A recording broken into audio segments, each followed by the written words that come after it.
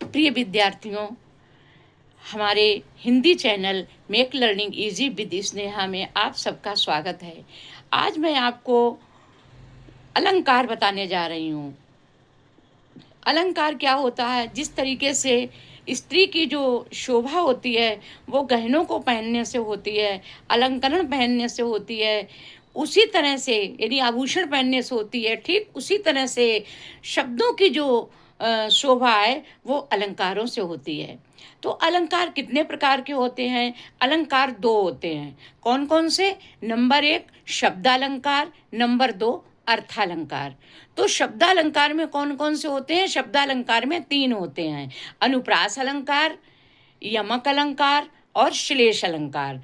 तो अनुप्रास अलंकार क्या होता है? जिसमें एक शब्द की, एक अक्षर की आवृत्ति कई बार होती है, उसको अनुप्रास अलंकार कहते हैं। जैसे चारु चंद्र की चंचल किरणें खेल रही थे जलतल में, स्वच्छ चांदनी बिछी हुई है अवन और अंबर तल में। तो इस तरह से एक अक्षर की आवृत्ति कई बार हुई है, तो यहाँ पर अनुप्रास अलंकार आता है। और अनुप्रास अलंकार में भी 6 होते हैं, यानी उसके जो है अनुप्रास अलंकार में 6 का अनुप्रास होता है, वृत्यानुप्रास होता है, श्रुत्यानुप्रास होता है, लाटानुप्रास होता है और अंत्यानुप्रास होता है। तो ये 5 तरह के अनुप्रास अलंकार के भेद होते हैं। ठीक है, तो जैसे लाटानुप्रास है, तो लाटानुप्रास में क्या होता है? जब शब्द इसका अर्थ यानी शब्द और उसका अर्थ एक ही रहे।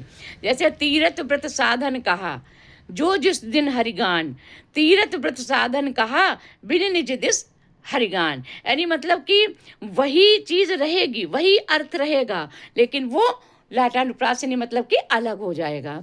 वृत्यानुप्रास क्या होता है?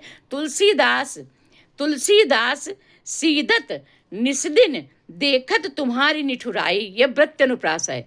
ठीक है, तुलसीदास सीदत निस्दिन देखत तुम्हारी निठुराई। अब इसमें ऐसा तो नहीं है कि एक, लेकिन ता अक्षर जो है वो कई बार आया है। श्रुत्यानुप्रास जैसे ता है, सा है, र है, ना है, वी, वाह है, इसकी आवृत्ति हुई है। उसके पश्चात छेकानुप्रास। छेकानुप्रास में क्या होता है कि राधा के बर बैन सुनी, राधा के बर बैन सुनी चीनी चकित सुहाय, और दाक दुखी बिसरी मुई सुधा रही सखुचाए। ये जो है आपका छेकानुप्रास हुआ। तो छेकानुप्रास में क्या होता है कि इसमें जो है वर्णों की आवृत्ति, एक या अनेक वर्णों की आवृत्ति केवल एक बार होती है, वो क्या होता है? छेकानुप्रास। अब उसके पश्चात क्या होता है? वृत्यानुप्रास। वृत्यानुप्रास में क्या होता है? गुरुपद रज मृदु मंजल अंजन और नयन अमीय द्रग दो विभंजन। तो ये क्या हो गया? अनुप्रास अलंकार। अनुप्रास अलंकार में एक अक्षर की आवृत्ति कई बार होती है। अब यमक अलंकार हुआ। यमक अलंकार में क्या होता है? एक शब्द को 2 बार उसकी आवृत्ति होती है और उसके अर्थ अलग अलग होते हैं। जैसे काली घटा का घमंड घटा। ठीक, काली घटा का घमंड घटा। काली घटा का मतलब हुआ कि घटाएं, और घमंड घटा माने घमंड कम हुआ है, तो ये क्या हुआ? काली घटा का घमंड घटा।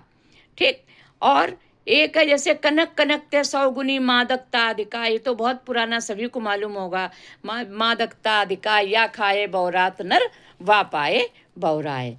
और इसके पश्चात यमक अलंकार के इकली डरी हो भ्रम देख के डरी हो। ठीक है, और खाक जिस की डरी हूँ घनश्याम मरी जाई हूँ, यानी खाए बिस्की डरी, बिस्की डरी को खा करके मैं मर जाई हूँ। तो इस प्रकार से डरी शब्द जो है ये कई बार हुआ। डरी का मतलब, एक का मतलब हुआ अर्थ, मतलब कि डरना। एक का मतलब मिश्री की डली, बिस्की डरी यानी डली, बिस्की गोली खा करके मैं मर जाऊंगी। इसके पश्चात जो श्लेष अलंकार है, श्लेष अलंकार में क्या होता है कि श्लेष का मतलब होता है श्लिष्ट, एक दूसरे में अर्थों के चिपके होना। ये होता है श्लिष्ट मतलब होना, यानी एक दूसरे से चिपके होना। तो श्लेष अलंकार का क्या है कि चरण धरत चिंता करत चितवत चारों ओर, और सुबरन को ढूंढत फिरत कवि व्यभिचारी चोर। यानी क्या है कि चरण धरत चिंता करत, यानी चरणों को धरते हुए चिंता करते हैं, चितवत चारों तरफ देखते हैं, सुवर्ण को यानी सोने को ढूंढने के लिए, एक सोने को ढूंढने के लिए 3 लोग निकलते हैं और तीनों के अर्थ अलग अलग होते हैं। कैसे? तीनों को निकलने के लिए तीनों लोग का सोने का क्या क्या अर्थ हुआ? एक सोना माने होता है कि सोना जो कनक मतलब जो स्वर्ण होता है, एक सोने का अर्थ होता है कि मतलब शरीर, ठीक, और एक सोने का अर्थ है मतलब हुआ कि वर्ण, ठीक। तो कवि किसको ढूंढता फिरता है? अच्छे शब्दों को, अच्छे अक्षरों को, ठीक, कवि ढूंढ रहा है। और जो व्यभिचारी है वो किसको ढूंढ रहा है? वो सुंदर शरीर को ढूंढ रहा है कवि, व्यभिचारी। और चोर, चोर किसको ढूंढ रहा है? चोर सुवर्ण को ढूंढ रहा है। तो इस प्रकार से ये आपका श्लेष अलंकार हुआ। श्लेष अलंकार में एक और होता है कि चिरजीवो जोरी जुरे क्यों न स्नेह गंभीर, और कोघट ये वृषभानुगा वृषभानुजा वे हलधर वे वीर, ठीक है।